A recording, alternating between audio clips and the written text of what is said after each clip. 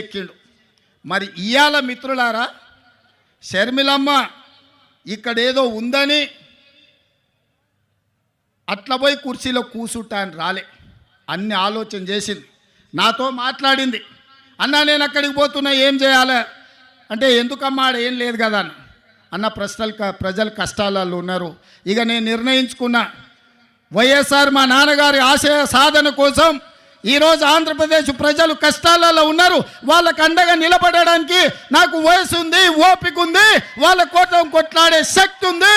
నేను మళ్ళా వెనక్కి వెళ్తున్నా, వైఎస్ఆర్ బిడ్డగా, ఆయన రాజకీయ వారసురాలుగా ఎక్కడైతే పోగొట్టుకున్నామో అక్కడనే మొదలు పెడతాం. వైఎస్ఆర్ ఆశయ సాధనను ఆంధ్రప్రదేశ్ గడ్డ మీద జెండా బాతుతాం. నేను కొట్లాడతా, నేను కాంగ్రెస్ పార్టీని నిలబెడతా, ఆంధ్రప్రదేశ్ హక్కులను సాధిస్తా అని వారు చెప్పినారు.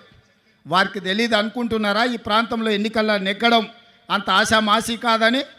అచ్చోసిన ఆంబోతులాక వాళ్ళిద్దరు తలపడుతుంటే అది తెలియదని షర్మిలమ్మ రాలే.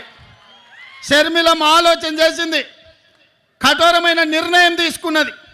ఆంధ్రప్రదేశ్ ప్రజల పక్షాన నిలబడాలి, పోలవరం పూర్తి చేయాలి, అమరావతిలోనూ మీ క్యాపిటల్ సిటీని కట్టాలి, అదేవిధంగా విశాఖ ఉక్కును ఎవడో వచ్చి అప్పనంగా అమ్ముకుంటుంటే చూస్తూ ఊరుకుంటామా అని చెప్పి ఇవాళ ఇక్కడికి వచ్చింది. ఆనాడు లక్షలాది మంది రోడ్లెక్కి ప్రాణ త్యాగాలు చేసి 32 మంది ఆత్మ బలిదానాలతో విశాఖ ఉక్కు ఆంధ్రుల హక్కుగా ఈ సంస్థ ఏర్పడితే అదానీ అంబానీలకు, అదానీ గారి కోసం ప్రధాని గారు తెగ నమ్ముతుంటే వీళ్ళెవరు ప్రశ్నించే పరిస్థితి లేదు. అందుకే ఈరోజు కష్టాలైనా సరే, కష్టాలైనా కన్నీళ్ళైనా మంచైనా చెడైనా మీ మధ్యలో ఉండాలి, మీకు అండగా నిలబడాలి అన్న ఆలోచనతోని ఇవాళ షర్మిలమ్మ మీకోసం కొట్లాడుతుంది. రాజకీయ ప్రయోజనం ఆశించో అప్పనంగా అధికారం వస్తుందనో ఇవాళ షర్మిలమ్మ కొట్లాడతలేదు.